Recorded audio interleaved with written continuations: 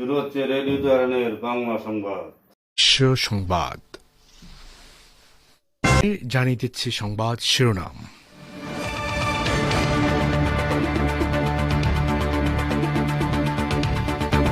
ইহুদিবাদী ইসরায়েল পশ্চিম এশিয়ায় চলমান যুদ্ধের প্রতিটি ফ্রন্টে প্রতিরোধ যোদ্ধাদের হাতে পরাজিত হয়েছে বলে হিজবুল্লাহর মহাসচিবের মন্তব্য। সিরিয়ার উত্তর পশ্চিমাঞ্চলে আবার মাথা চড়া দিয়ে উঠেছে উগ্র তাকফিরি সন্ত্রাসীরা। দামেস্ক সরকারের পাশে থাকার ঘোষণা ইরানের পার্লামেন্ট স্পিকারের। বাংলাদেশের সনাতনী জাগরণ জোটের মুখপাত্র ইসকনের সংগঠক চিন্ময় কৃষ্ণ দাসের গ্রেফতারকে ভুলভাবে ব্যাখ্যা করা হচ্ছে বলে জাতিসংঘে জানিয়েছে বাংলাদেশ। এবং অনির্দিষ্টকালের জন্য বাংলাদেশি রোগীদের চিকিৎসা সেবা বন্ধ করার ঘোষণা দিয়েছে কলকাতার জে.এন. রায় হাসপাতাল। মেয়র। আসসালামু আলাইকুম। সংবাদ শিরোনামগুলো শুনলেন, এবার বিস্তারিত পরিবেশনে আছি আমি বাবুল আখতার। লেবাননের ইসলামী প্রতিরোধ আন্দোলন হিজবুল্লাহর মহাসচিব শেখ নাইম কাসেম বলেছেন, ইহুদিবাদী ইসরায়েল চলমান যুদ্ধের প্রতিটি ফ্রন্টে পরাজিত হয়েছে। তেল আবিব আমেরিকার নেতৃত্বাধীন পশ্চিমা বিশ্বের সর্বাত্মক সমর্থন পাওয়া সত্ত্বেও প্রতিরোধ যোদ্ধারা এই বিজয় ছিনিয়ে আনতে পেরেছেন বলে তিনি মন্তব্য করেন। শেখ নাইম কাসেম শুক্রবার রাতে টেলিভিশনে সম্প্রচারিত এক ভাষণে বলেন, আমরা বহুবার বলেছি আমরা যুদ্ধ করতে চাই না, বরং আমাদের লক্ষ্য গাজা উপত্যকাকে পৃষ্ঠপোষকতা দেওয়া। এখনও যদি আমাদের উপর যুদ্ধ চাপিয়ে দেওয়া হয়, আমরা তার জন্য প্রস্তুত রয়েছে বলে তিনি মন্তব্য করেন। হিজবুল্লাহর মহাসচিব বলেন, ৬৪ দিন আগে ইহুদিবাদী সেনারা দক্ষিণ লেবাননে ভয়াবহ স্থল আগ্রাসন শুরু করে। ইসরায়েল ওই আগ্রাসনের জন্য সুনির্দিষ্ট লক্ষ্য নির্ধারণ করে হিজবুল্লাহকে ধ্বংস করা, উত্তর ইসরায়েলের ইহুদিবাদীদেরকে তাদের ঘরবাড়িতে ফেরত আনা এবং নয়া মধ্যপ্রাচ্য গঠন করা। কিন্তু তেল আবিব তার সেসব লক্ষ্য অর্জনে চরত হয়ে যুদ্ধবিরতি মেনে নিয়েছে। ইরানের পার্লামেন্ট স্পিকার মোহাম্মদ বাকের কলিবভ সন্ত্রাস বিরোধী যুদ্ধে সিরিয়ার পাশে থাকার ঘোষণা দিয়েছেন। আরব এই দেশটিতে উগ্র তাকফিরি সন্ত্রাসীদের তৎপরতায় বেড়ে যাওয়ার পর তিনি এ ঘোষণা দিলেন। কলিবভ নিজের অফিসিয়াল এক্স পেজে দেয়া এক পোস্টে লিখেছেন, আমেরিকা ও ইহুদিবাদী ইসরায়েলের ষড়যন্ত্রে উগ্র তাকফিরি জঙ্গিরা আবার নতুন করে শক্তি সঞ্চয় করেছে। তিনি সিরিয়ার প্রতিবেশী দেশগুলোকে সতর্ক থাকার এবং এই ষড়যন্ত্রের ফাঁদে পা না দেওয়ার আহ্বান জানান। হায়াত তাহরির আশ-শামের নেতৃত্বাধীন উগ্র তাকফিরি জঙ্গিরা গত বুধবার সিরিয়ার উত্তর পশ্চিমাঞ্চল আলেপ্পো ও ইদলিব প্রদেশে বড় ধরনের আক্রমণ চালায়। কোন রিপোর্টে বলা হচ্ছে তারা বেশ কিছু এলাকা দখল করে নিয়েছে। তখন থেকে সিরিয়ার সেনাবাহিনী হাতছাড়া হয়ে যাওয়া এলাকাগুলো পুনরুদ্ধার করতে সন্ত্রাসীদের সঙ্গে তুমুল লড়াইয়ে লিপ্ত রয়েছে।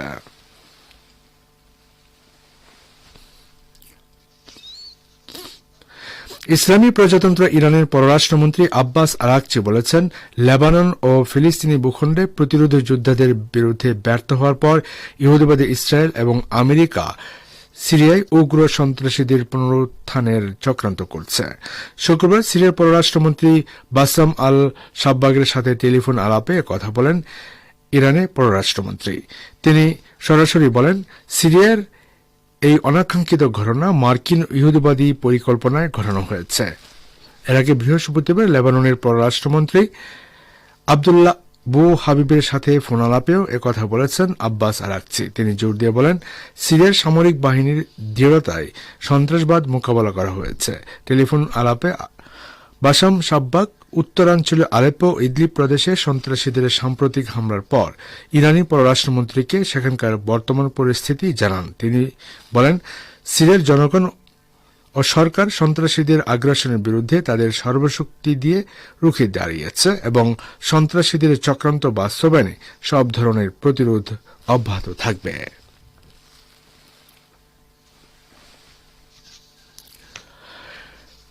এদিকে সিরিয়ায় উগ্র জঙ্গিদের পুনরুত্থানের তীব্র নিন্দা জানিয়ে রাশিয়া বলেছে, সন্ত্রাসীরা সম্প্রতি সিরিয়ার উত্তর পশ্চিমাঞ্চলে যে হামলা চালিয়েছে তাতে দেশটির সার্বভৌমত্ব লঙ্ঘিত হয়েছে। ক্রেমলিনের মুখপাত্র দিমিত্রি পেসকভ এই মন্তব্য করে বলেছেন, জঙ্গিদের সাম্প্রতিক হামলা ছিল সিরিয়ার সার্বভৌমত্বের বিরুদ্ধে আক্রমণ। দামেস্ক দ্রুততম সময়ের মধ্যে পরিস্থিতি নিজের নিয়ন্ত্রণে নিয়ে আসতে পারবে বলে আশা প্রকাশ করেন পেসকভ। তিনি বলেন, আমরা চাই সিরিয়া কর্তৃপক্ষ অবিলম্বে আইন শৃঙ্খলা পরিস্থিতির নিয়ন্ত্রণ গ্রহণ করুক। শুক্রবার সিরিয়ার সেনাবাহিনী ইদলিবে জঙ্গিদের অগ্রাভিযান রুখে দিয়েছে বলে খবর দিয়েছে আল মায়াদিন টেলিভিশন। এটি জানিয়েছে, পার্শ্ববর্তী আলেপ্পো প্রদেশে দুপক্ষের মধ্যে ভয়াবহ সংঘর্ষ চলছে। আলেপ্পোর উত্তরাঞ্চল আদনান শহর থেকে জঙ্গিদের 4টি বড় ধরনের অভিযান রুখে দেওয়া হয়েছে বলেও আল মায়াদিন জানিয়েছে। শ্রোতা বন্ধুরা, আপনারা বিশ্ব সংবাদ শুনছেন রেডিও তেহরান থেকে, আর প্রচারিত হচ্ছে বাংলাদেশ ও ভারতে একযোগে। সম্মিলিত সনাতনী জাগরণ জোটের মুখপাত্র ও ইসকনের সংগঠক চিন্ময় কৃষ্ণ দাসের গ্রেফতারকে ভুলভাবে ব্যাখ্যা করা হচ্ছে বলে জাতিসংঘে জানিয়েছে বাংলাদেশ। জাতিসংঘ ও জেনেভায় অন্যান্য আন্তর্জাতিক সংস্থায় বাংলাদেশের স্থায়ী প্রতিনিধি রাষ্ট্রদূত তারেক মোহাম্মদ আরিফুল ইসলাম এক বিবৃতিতে একথা জানান। বাংলাদেশ সংবাদ সংস্থা জানিয়েছে, স্থানীয় সময় বৃহস্পতিবার জেনেভায় জাতিসংঘের সংখ্যালঘু ফোরামের 17তম অধিবেশনে বাংলাদেশের রাষ্ট্রদূত এই বিবৃতি প্রদান করেন। বিবৃতিতে ইসলাম বলেন, আমরা অত্যন্ত হতাশার সঙ্গে লক্ষ্য করছি যে শ্রী চিন্ময় দাসের গ্রেফতারকে কিছু বক্তা ভুলভাবে ব্যাখ্যা করেছেন। তাকে আসলে নির্দিষ্ট অভিযোগে গ্রেফতার করা হয়েছে, বিষয়টি আদালত মাধ্যমে মীমাংসা করা হচ্ছে বলেও তিনি উল্লেখ করেন। তিনি বলেন, দুর্ভাগ্যবশত বাংলাদেশের জনগণ যখন ধর্মীয় সম্প্রীতির গৌরবময় দৃষ্টান্ত স্থাপন করছে, তখন আমরা অতিরঞ্জিত, ভিত্তিহীন ও বানোয়াট প্রতিবেদন এবং সংখ্যালঘু নিপীড়নের বিষয়ে স্বার্থান্বেষী মহলের ইচ্ছাকৃত ভুল তথ্য বিভ্রান্তির ছড়াছড়ি লক্ষ্য করছে।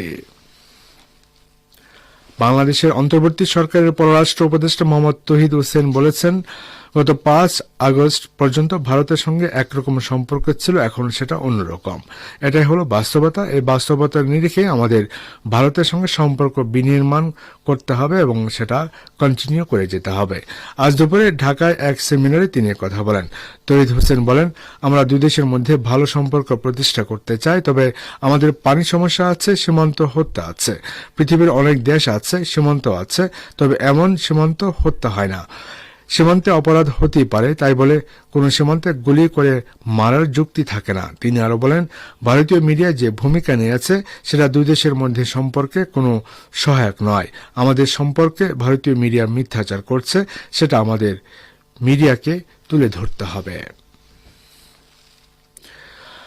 এদিকে ভারতের পশ্চিম রাজধানী কলকাতার জে.এন. রায় হাসপাতাল অনির্দিষ্টকালের জন্য বাংলাদেশি রোগীদের চিকিৎসা পরিষেবা বন্ধ করার ঘোষণা দিয়েছে। বাংলাদেশে হিন্দু বিরোধী সহিংসতা এবং ভারতীয় পতাকার অবমাননার অভিযোগের প্রতিক্রিয়ায় এই সিদ্ধান্ত নেওয়া হয়েছে। কলকাতার মানিকতলা এলাকায় অবস্থিত হাসপাতালটি ভারতের প্রতি অসম্মানের প্রতিক্রিয়া হিসেবে একটি বিবৃতি দিয়েছে। হাসপাতালের কর্মকর্তা শুভ্রাংশু ভক্ত বলেছেন, আজ থেকে আমরা কোনো বাংলাদেশি রোগীকে ভর্তি করব না। এটি বাংলাদেশে সংখ্যালঘুদের উপর অত্যাচার এবং আমাদের তিরঙ্গার প্রতি অসম্মানের প্রতিবাদ। ভক্ত কলকাতার অন্যান্য হাসপাতালগুলোকে এই পদক্ষেপ অনুসরণ করার আহ্বান জানিয়েছেন। এই সিদ্ধান্তের প্রতিক্রিয়ায় কলকাতার মেয়র ফিরহাদ হাকিম বলেন, কোনো হাসপাতাল ব্যক্তিগতভাবে বাংলাদেশের নাগরিকদের পরিষেবা দেওয়া বন্ধ করতে পারে। বাংলাদেশের ঘটনায় আমাদের প্রবল আপত্তি আছে, কিন্তু তারপরও চিকিৎসক বা চিকিৎসা কেন্দ্রের ধর্ম রোগীকে সুস্থ করা। শ্রোতা বন্ধুরা, যাচ্ছে একটি সংক্ষিপ্ত বিরতিতে।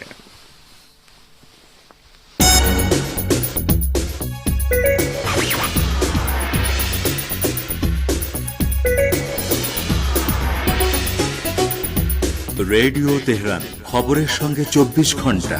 ভিজিট করুন আমাদের ওয়েবসাইট parstoday.ir/dn।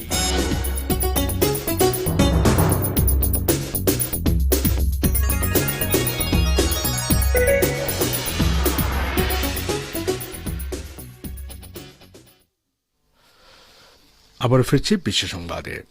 অবরুদ্ধ গাজা উপত্যকার উত্তরাঞ্চলে বেইত লাহিয়ায় ইহুদিবাদী ইসরায়েলের বর্বর আগ্রাসন ও গণহত্যার প্রেক্ষাপটে আরব লীগকে জরুরি বৈঠকে বসার আহ্বান জানিয়েছে ফিলিস্তিনি কর্তৃপক্ষ।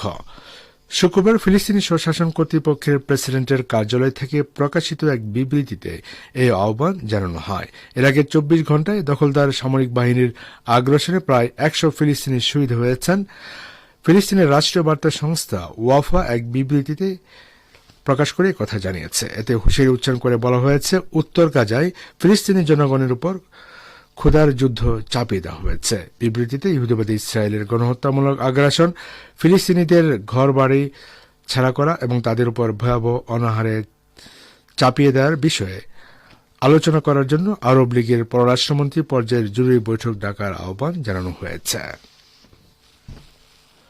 ইহুদিবাদী ইসরায়েলের যুদ্ধবাজ প্রধানমন্ত্রী বেনিয়ামিন নেতানিয়াহু ও সাবেক যুদ্ধমন্ত্রী ইয়োব গ্যালান্টের বিরুদ্ধে আন্তর্জাতিক অপরাধ আদালত বা আইসিসির জারি করা গ্রেফতারি পরোয়ানা স্থগিত করার আবেদন প্রত্যাখ্যান করেছেন আদালতের চিফ প্রসিকিউটর করিম খান। শুক্রবার আদালতের ওয়েবসাইটে পোস্ট করা এক বিবৃতিতে তিনি বলেন, নেতানিয়াহু ও ইয়োব গ্যালান্টের বিরুদ্ধে জারি করা গ্রেফতারি পরোয়ানা স্থগিত করার জন্য ইসরায়েলের পক্ষ থেকে যে আবেদন জানানো হয়েছে তাকে অবশ্যই প্রত্যাখ্যান করতে হবে। হ্যাগ ভিত্তিক আদালতের আপিল চেম্বারের প্রতি তিনি আহ্বান জানান। করিম খান বলেন, আইসিসির আইনের আওতায় এই আবেদন আইনগত শর্ত পূরণ করে না।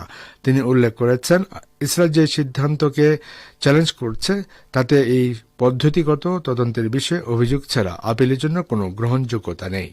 করিম খান বলেন, রং সংবিধির 58 অনুচ্ছেদের আওতায় সিদ্ধান্ত ঘোষণার আগে ইসরায়েল আদালতের এখতিয়ার নিয়ে চ্যালেঞ্জ করতে পারে না।